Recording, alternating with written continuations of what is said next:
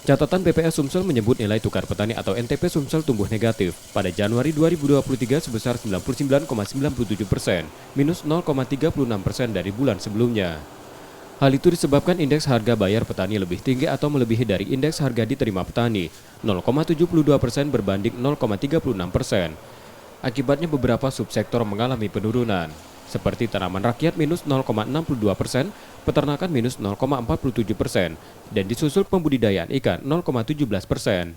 Meski turun di tiga subsektor itu bersifat musiman, namun belum meratanya alokasi pupuk subsidi ke petani, khususnya yang mengelola perkebunan rakyat mempengaruhi produktivitas petani.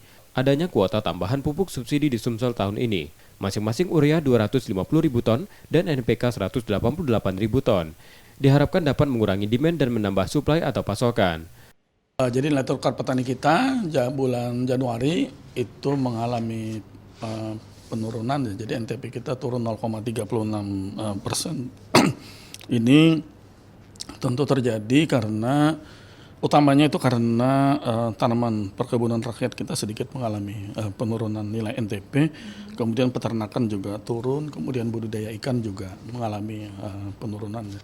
Jadi dari NTP sebelumnya sebesar 100,33 sekarang tinggal 99,97 ya. Sebenarnya pupuk itu kalau diberikan dia akan mengurangi demand, menambah supply ya. Harusnya nanti yang diterima petani jadi lebih baik harusnya kalau dengan adanya pupuk itu. Kemudian yang dibayar petani juga menjadinya lebih ringan kan, karena kan harga-harga otomatis akan terkontrol dengan adanya subsidi pupuk itu.